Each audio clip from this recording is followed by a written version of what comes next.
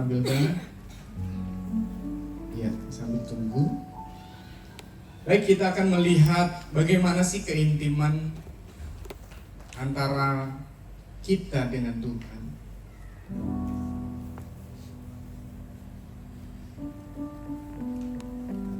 Sudah?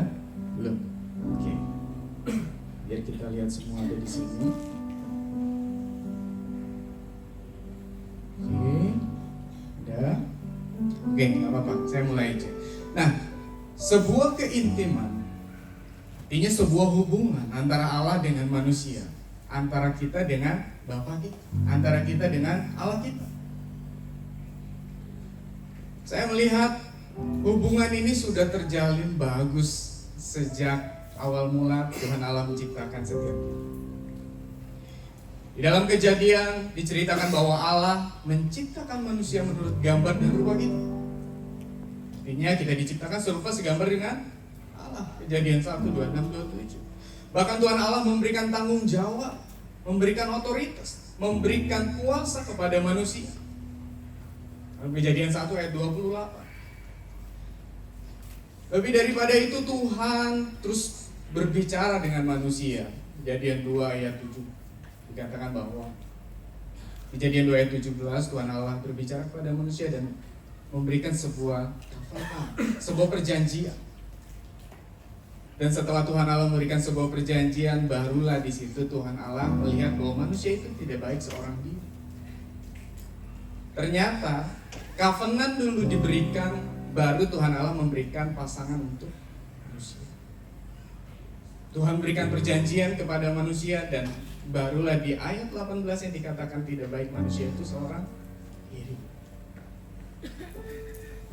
Dan Allah menciptakan Hawa dari rusuk Adam. Bahkan ketika jatuh dalam dosa pun Allah masih berjalan-jalan. Ketika hari sejuk, Tuhan Allah berjalan-jalan di taman itu. Akan tetapi manusia sedang apa? Bersembunyi karena sebuah pelanggaran tersebut. Manusia tidak merasa takut terhadap hadirat Tuhan sebelum jatuhnya manusia dalam dosa. Akan tetapi kondisi awal ini, kondisi awal keintiman ini, waktu manusia di Taman Eden, manusia memiliki hubungan yang intim tanpa penghalang dengan Allah. Hubungannya baik, hubungannya erat. Bahkan Tuhan percayakan banyak hal. Tuhan kasih otoritas, Tuhan kasih kuasa.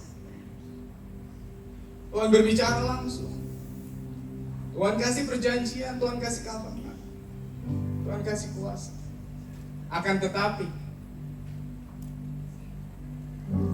masalah muncul, yaitu kejatuhan manusia dalam dosa. Itulah yang memutuskan keintiman antara Allah dengan manusia. Ini awal rusaknya hubungan tersebut. Awalnya hubungannya baik, bagus. Akan tetapi mulai muncul masalah. Ini yang membuat keretakan hubungan tersebut. Sehingga kejatuhan manusia dalam dosa memutuskan keintiman tersebut. Akan tetapi baiknya Tuhan, Dia tidak tinggal diam. Tuhan memberikan solusi untuk keintiman itu diperbaiki, dikembalikan kepada posisi yang semula. Hanya Allah, hanya melalui Yesus Kristus Allah memulihkan kembali keintiman tersebut. Ketika saya rangkum sebuah keintiman ini, ada kondisi awal, masalah, dan solusi. Kalau kita bisa melihat kondisi awal, dan kita lihat masalah, dan kita lihat solusinya, betapa indahnya Tuhan, betapa baiknya Tuhan, betapa luar biasanya Tuhan bagi kita. Keintiman itu sangat diperhitungkan Tuhan, sangat menjadi dambaan Tuhan, karena Tuhan ingin bersama-sama dengan kita. Kalau kita melihat, mungkin kalau ada arti dari sebuah keintiman, banyak hal kita bisa googling. Apa sih itu intimasi? Apa sih itu keintiman dan lain sebagainya. Kan tetapi saya mau mengajak kita melihat di dalam Alkitab, ternyata sangat menarik sekali tentang keintiman itu. Kondisi awalnya manusia baik, tapi ngalamin masalah, tapi Allah tetap memberikan solusi untuk mengembalikan posisi yang baik tadi.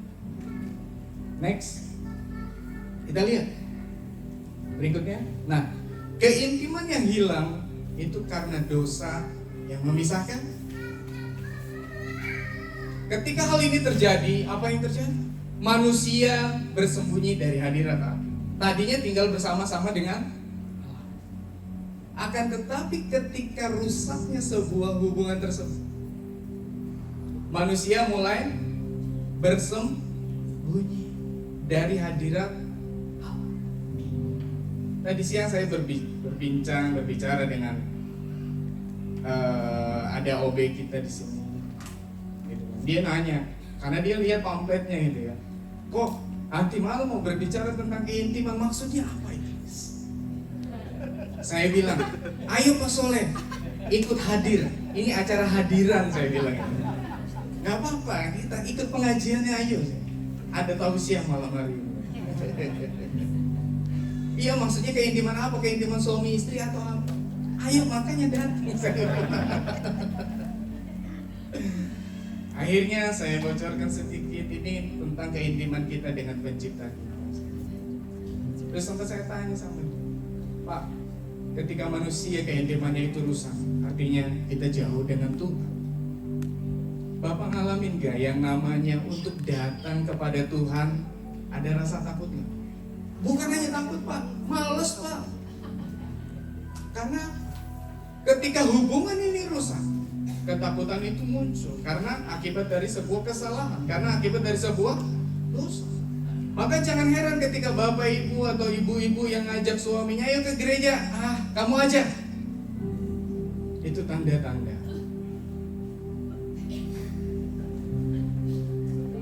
Itu tanda-tanda. Tanda-tanda apa, Pak? Tanda-tanda keintimannya rusak. Apalagi Paulus dengan keras mengatakan, dahulu kamu mati karena pelanggaran dan dosa. Sehingga hal tersebut yang merusak keintiman tersebut. Efesus pasal yang kedua dikatakan keras sekali. Ini kematian rohani yang terjadi sehingga terputusnya hubungan kita dengan Tuhan. Kalau sudah terputus, kalau sudah terpisah, bagaimana bisa intim? Orang udah masing-masing. Benar apa benar? Ya. Dipaksa buat intim yang gak bisa, udah berpisah. Keintiman berubah menjadi sebuah ketakutan. Jangan-jangan ibu-ibu yang mengajak suaminya, ayo Pak ke gereja. Enggak, kamu aja. Seakan-akan kuat, padahal mungkin takut. Karena gak siap, saya berdosa, saya belum layak, saya masih mabuk, saya masih rokok, saya masih selingkuh, saya belum layak, saya masih penuh dosa. Dosa membuat manusia tidak lagi nyaman dengan hadirat Tuhan. Artinya sebaliknya, ketika bapak ibu menikmati hadirat Tuhan, bapak ibu bisa jauh sendiri. Karena bapak ibu menyadari kita sudah dilayakkan, kita sudah dipersatukan, kita sudah dikembalikan. Kejadian pasal 3 mengatakan bahwa manusia dan istrinya menyembunyikan diri terhadap Tuhan Allah di antara pohon-pohon dalam taman itu. Karena masalah tadi membuat manusia mengalami sebuah tadi bersembunyi dari hadirat Tuhan, berubah menjadi ketakutan, dan dosa membuat manusia tidak lagi nyaman di hadirat Tuhan. Akhirnya apa?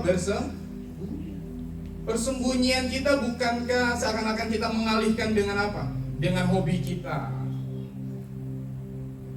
Kekosongan kita seakan-akan kita isi dengan apa?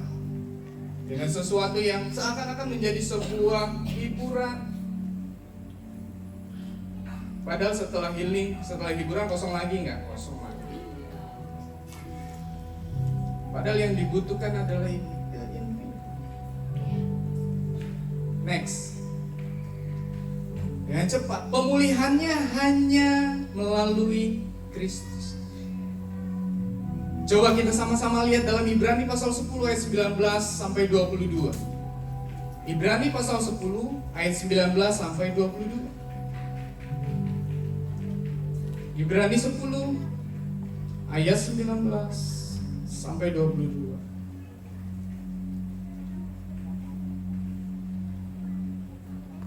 Sudah ketemu? Puji Tuhan. Oke, saya baca. Jadi saudara-saudara, oleh dari Yesus kita sekarang penuh keberanian dapat masuk ke dalam tempat kudus. Karena Ia telah membuka jalan yang baru dan yang hidup bagi kita melalui tabir, yaitu dirinya sendiri. Dan kita mempunyai seorang imam besar sebagai kepala rumah Allah. Karena itu marilah kita berhadapan dengan Allah dengan hati yang tulus ikhlas dan keyakinan iman yang teguh. Oleh karena hati kita telah dibersihkan dari hati nurani yang jahat dan tubuh kita telah dibasuhi dengan air yang murni. Bahkan bisa para Rasul 4 ayat 12 katakan, di bawah kolong langit ini tidak ada nama lain yang olehnya kita diselamatkan. Pemulihan hanya melalui siapa? Kristus. Yohanes 14 ayat 6 dikatakan, akulah jalan, kebenaran dan hidup. Kalau bahasa Arabnya begini, qalalahu Yasua ana huwa at-tariq wa al-hayya laisya ahadun yati illa al-ab illabi. Amin. Jamaah.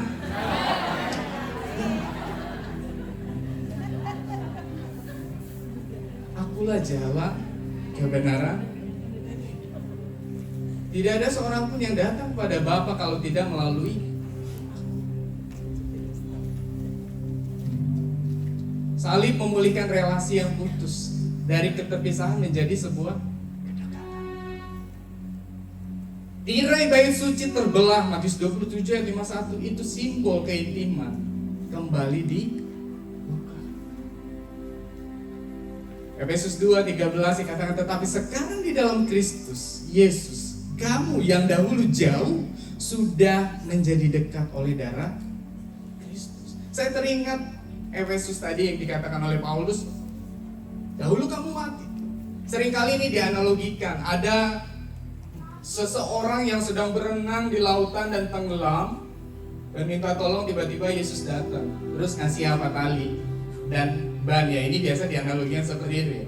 Dan dikasih pertolongan. Nah ini seakan-akan ini adalah sebuah keselamatan. Tapi ketika saya melihat apa yang Paulus sampaikan kepada jemaat di Efesus, dahulu kamu mati. Mungkin analogi tadi masih gitu ya, masih tenggelam gitu ya. Ada yang pernah tenggelam? Masih bernyawa, masih bagus. Tapi Paulus katakan sudah mati, artinya harusnya tenggelam. Mati sampai dasar laut. Makanya Yesus mati 3 hari dia masuk dalam maut. Untuk apa Bapak? Mengangkat siapa? Makanya kita diberi lahir baru, diberi hidup baru. Karena keterputusan tadi, karena keterpisahan tadi. Ini bukan sembarangan. Yang Yesus lakukan bukan sembarangan. Kematian kita diganti dan jadi hidup baru. Untuk sebuah relasi kembali dipulihkan. Bukan hanya ditolong dari kita yang sedang tenggelam, gak bisa berenang dan akhirnya kita bisa selamat. Tapi kita sudah mati karena dosa dan pelanggaran.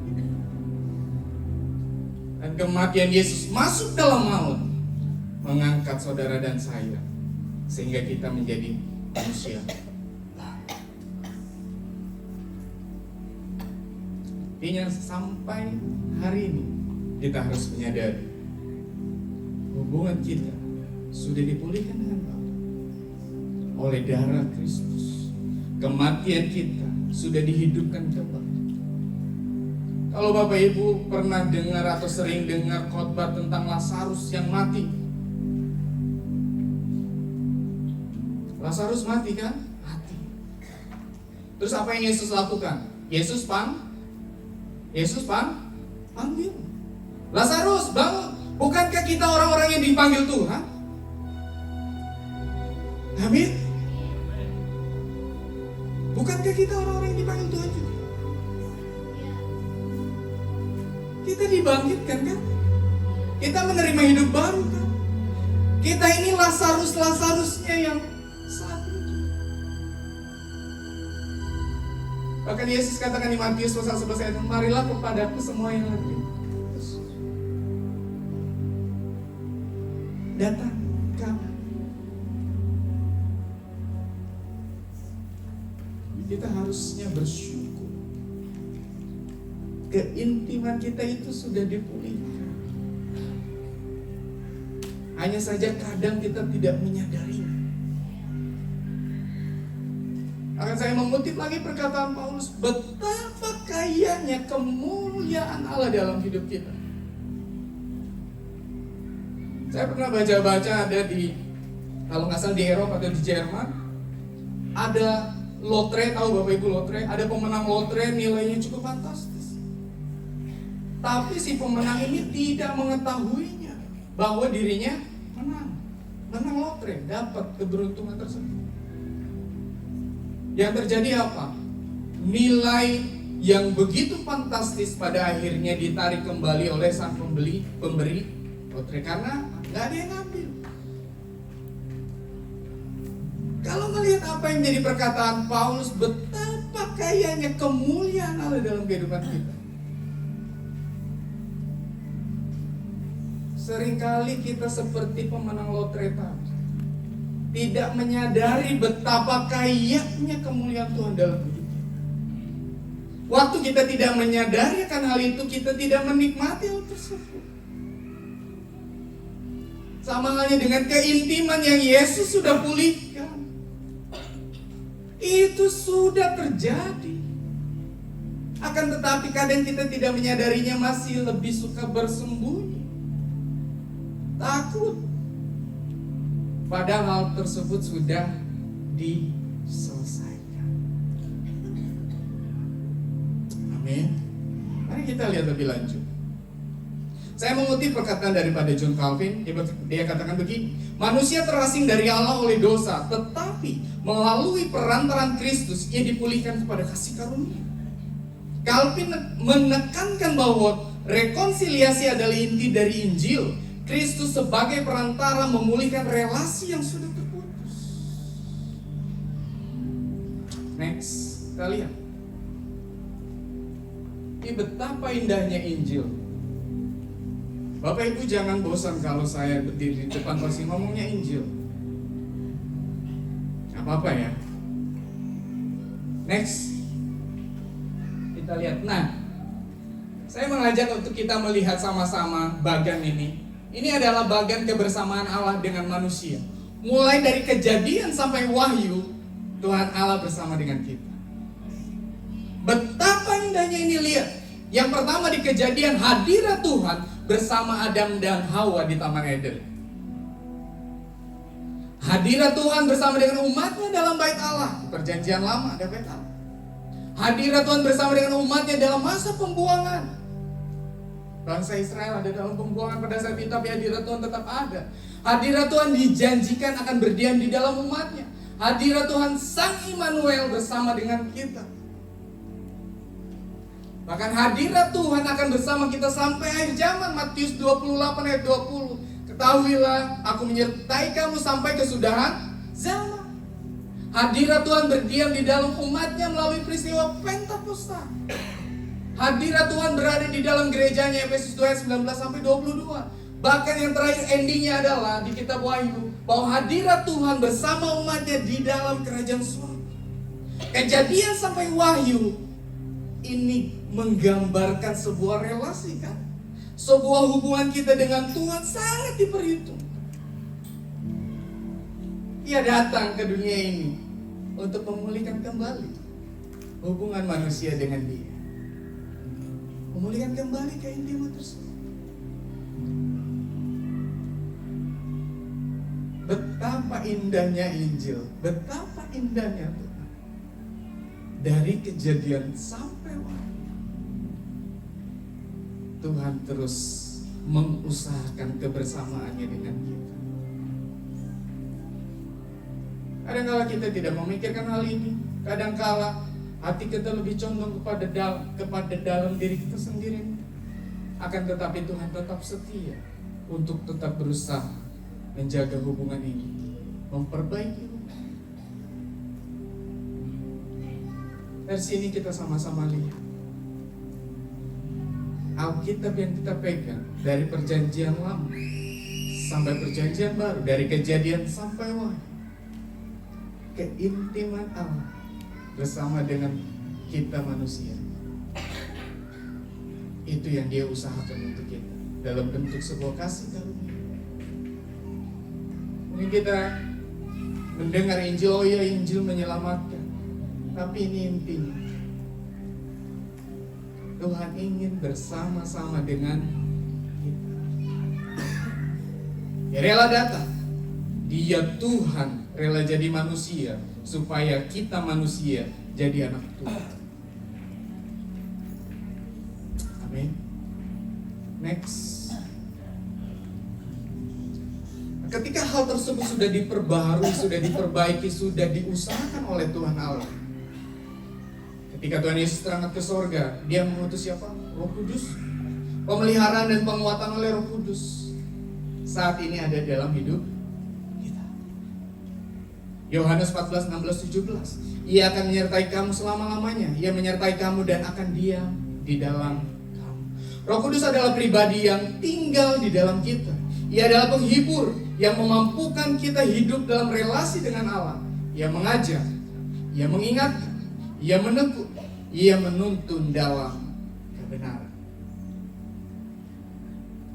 Relasi tersebut sekalipun Yesus sudah naik ke surga, relasi tersebut tetap dijaga dengan Dia mengutus Parakletos, dengan Dia mengutus Roh Kudus untuk terus menjaga hubungan ini sampai tiba saatnya kita menjadi mempelai-mempelai. Dia menghibur, Dia menuntun, Dia mengajar.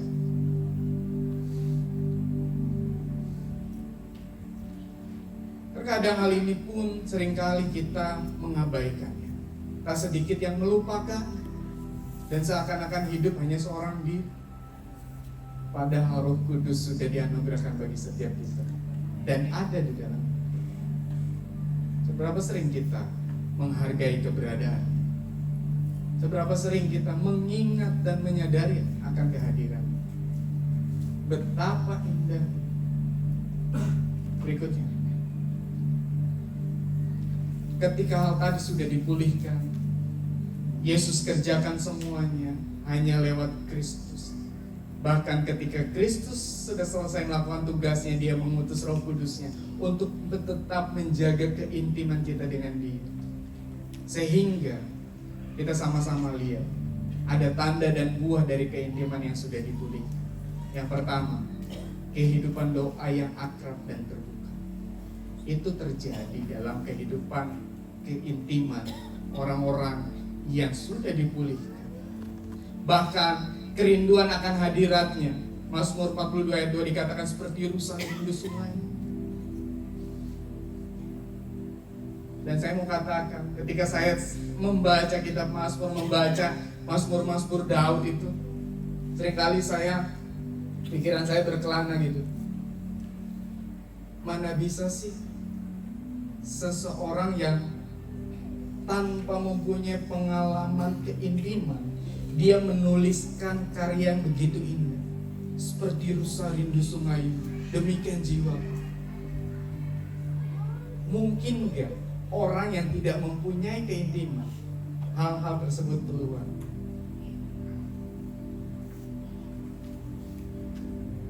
Daud, dia bukan merekayasa, saya sebagai penulis, sebagai pengarang, dan saya menulis, langit adalah tahta, bumi adalah tumpuan kaki. Kalau seseorang tidak merasakan sebuah keintiman, hal tersebut tidak akan ada rasanya, sekalipun tulisannya sama. Tongkatmu dan gadamu itulah penghibur aku. Wah, kalau baca Mazmur itu saya menangis melihat bahwa hasil buah dari sebuah keintiman itu tidak bisa dimanipulasi. Mungkin kita bisa nulis lagu, tapi ketika hal tersebut bukan berasal dari sebuah pengalaman dan bukan menjadi sesuatu yang muncul dari hati dan berisi, mungkin lagu hanya sekedar lagu, tidak ada rasa. Akan tetapi ketika itu muncul dari sebuah keintiman, sebuah peristiwa, dan hal tersebut mempunyai makna. Kalau Daud mengalami hidup dalam keintiman dengan Tuhan, sehingga apa yang muncul dari perkataannya kita bisa sama-sama lihat. Mana mungkin sih dia berkata lebay misalnya gitu kan, kau adalah gunung batuku, kota pertahananku. Kalau tidak mengalami kayak gitu, kira-kira gimana? Maksudnya apa gitu kan? Gak ada rasa gitu. Tapi ketika seseorang yang mempunyai keintiman dengan Tuhan, bahwa melihat betapa Tuhan menjadi tempat perlindungan bagi dia, rasanya beda nggak? Itu buah dan tanda dari orang-orang yang hidup dalam keintiman yang sudah dipulihkan. Yang ketiga, ada ketaatan yang lahir dari kasih, bukan paksaan. Ini juga akan bahkan ada buah roh sebagai hasil relasi yang aktif dengan Allah. Ada berapa buah roh? Berapa? 10, 9, 7, 6, 5, 4, 3. Ada 9. Kasih, sukacita.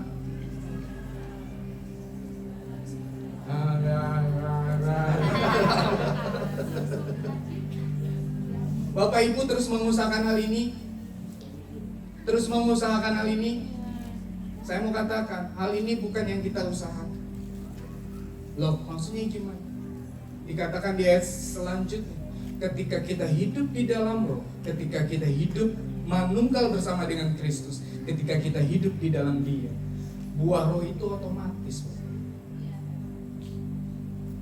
Kasih itu nggak bisa dimanipulasi. Kebaikan juga nggak bisa dimanipulasi. Kalau hal itu dimanipulasi, pada akhirnya akan ketahuan juga modusnya, motifnya, betul. Tapi hal ini akan menjadi sebuah natur yang alami. Karena apa? Hal ini muncul karena kita hidup di dalam roh, karena kita hidup di dalam keintiman tersebut. Bagaimana mungkin orang yang tidak merasakan kasih Tuhan akan muncul kasih? Betul. Tapi karena kita hidup di dalam kasih itu otomatis muncul. Kalau kita mengusahakan ke-9 buah roh ini dengan hasil usaha kita, capek. Gua udah berbuat baik tapi lu tetap jahat. Nah, gitu jadi.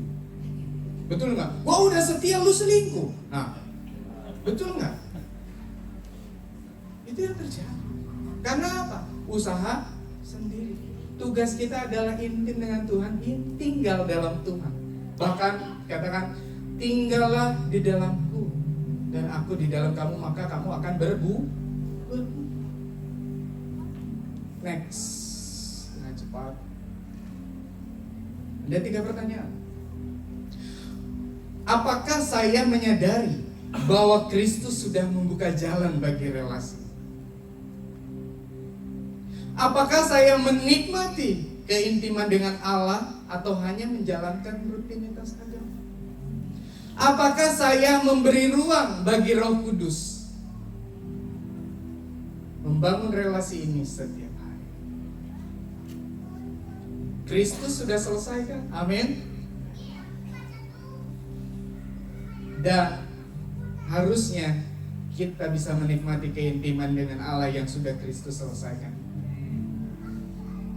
Dan mari kita sadari bahwa Roh Kudus yang ada dalam hidup kita itu yang terus menjaga kita, menjaga relasi kita untuk tetap intim bersama dengan Tuhan. Tanpa semuanya itu nggak bisa. Kita butuh Dia. Kita butuh. Terakhir,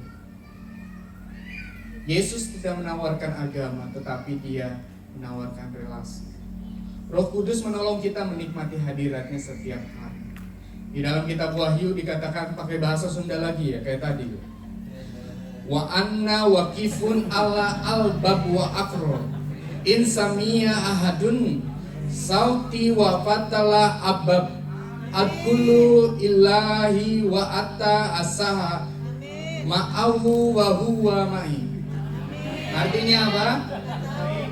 Lihat, aku berdiri di muka pintu dan mengetok. Jikalau ada orang yang mendengar suaraku dan membukakan pintu, aku akan masuk dan mendapatkan, dan aku akan makan bersama-sama dengan dia, dan dia bersama-sama dengan aku. Amin. Relasi kita sesungguhnya dari 2000 tahun yang lalu sudah diselesaikan oleh Yesus Kristus. Sekalipun kita tidak melihat Yesus yang 2000 tahun yang lalu, tapi iman yang ada di dalam Bapak Ibu semua, itu yang memampukan kita mendapatkan kasih dan anugerah. Dan Roh Kudus yang dijanjikan itu sudah ada dalam hidup kita. Bahkan kalau hari ini kita yang masih ada dalam sebuah ketakutan untuk ada bersama-sama dengan hadirat Tuhan, mari, Yesus sudah panggil kita. Seperti dia memanggil Lazarus yang mati. Lazarus, bangunlah. Panggil nama kita masing-masing. Yesus sudah memanggil kita. Datanglah kepada Dia. Tirai sudah terbelah, anugerah sudah tersedia, hubungan kita sudah dipulihkan. Dan ketika hal ini kita sadar, saya percaya apa yang tampil di luar itu akan dirubah dari dalam. Selama ini kita seringkali mencari sesuatu yang praktis, mencari perubahan dari luar. Apa kata orang tentang kita? Apakah saya layak menurut pandangan orang dan lain sebagainya? Akan tetapi keindahan Kristus, Dia mengubah dari dalam, dan hal itu akan terpancar keluar.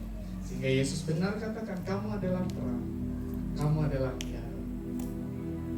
Hal tersebut akan muncul juga buah-buah roh dalam hidup. Amin. Dan hal ini relevan ketika kita menyandang predikat atau status sebagai anak-anak Tuhan. Hidupnya berbeda. Karena hidupnya mempunyai keintiman atau hubungan tersebut sudah dipulih. Jangan sia-siakan, jangan lupakan, tapi sadari hal itu sudah dikerjakan Yesus. Dia menjadi juru selamat yang berdarah bagi kita. Luar biasa. Oleh karena itu, saya percaya hari demi hari Roh Kudus terus akan membimbing setiap kita, membukakan satu layer demi layer untuk kita bisa melihat keindahan Kristus melalui firman. Mungkin selama ini pembacaan firman kita masih bingung, apa sih ini maksudnya? Apa sih ini maksudnya? Bagaimana sih ini maksudnya? Tengarti. Terus dibaca bolak-balik ke anggar kurang mendengarti. Tapi saya berdoa malam hari ini ketika Roh Kudus ada dalam hidup kita, seperti dua orang murid yang berjalan ke Emmaus, ada satu orang yang mendampinginya. Siapa itu? Kristus. Dan ketika dia sadar, selaput di matanya terbuka, maka melonjaklah hati mereka dan bersukacita. Ketika kehadiran Tuhan kita rasakan, kita sadari ada dalam hidup kita. Saya berdoa, saya percaya hari demi hari Dia akan menuntun, membimbing kita untuk semakin jelas melihat kehendak Tuhan yang tercatat di dalam kebenaran firman Tuhan, yang ada di dalam firman-Nya. Sehingga waktu kita membaca Alkitab, membaca firman Tuhan, yang jadi senternya adalah Tuhan, bukan diri kita. Kenapa yang jadi senternya adalah Tuhan? Kenapa yang jadi senternya adalah Kristus? Alkitab itu, firman Tuhan itu bukankah Dia sendiri? Yohanes pasal 1 ayat yang ke-14. Pada mulanya adalah firman itu bersama dengan Allah. Firman itu adalah, sehingga waktu kita mulai terus membaca, menggali kebenaran firman Tuhan, saya percaya Tuhan gak segan-segan untuk memberikan pengertian, untuk memberikan pewahyuan, untuk memberikan kejelasan, untuk memberikan keterangan yang jelas, sehingga kita dapat menikmati betapa indahnya Kristus. Ya mungkin kalau misalnya bicara Injil, apalagi misalnya anak muda misalnya, Injil nggak relate Pak dengan usaha saya, Injil nggak relate Pak dengan keluarga saya, Injil nggak relate Pak dengan pekerjaan saya. Apa hubungannya Injil dengan pekerjaan saya? Saya mau katakan sangat relate. Dalam kehidupan kita Injil relate. Yesus pernah ngalamin kesepian? Ya. Dia ajak murid-muridnya untuk berdoa 1 jam saja. Murid-muridnya ngapain? Tidur. Betul ya? Dia pernah dikecewakan? Gak pernah. Yudas, Petrus mengecewakan dia? Ya. Relate gak dengan kehidupan kita? Ya. Terus apa lagi? Saya dibully, saya dilecehkan. Bukankah Yesus juga dibully dan dilecehkan, bahkan ditelanjangi? Apakah hal tersebut gak relate dengan kehidupan kita? Dia sudah merasakan hal itu. Itu Injil.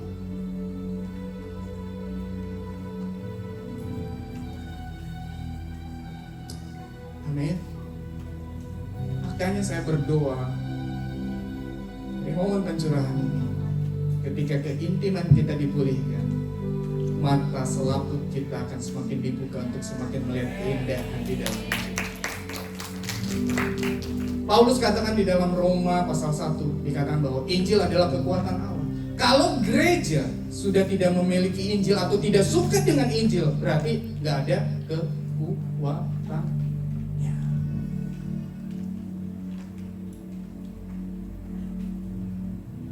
Sama dengan hidup kita, ketika kita sudah Injil gak relate. Ini bukan sekali 2 kali saya sering dengar, bicaranya Injil lagi.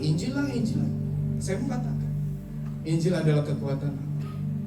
Ketika dalam hidup kita sudah enggan dengan yang namanya Injil, bisa dipastikan gak akan ada kekuatan dalam hidup.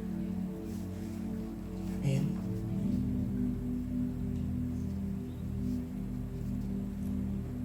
Puji Tuhan.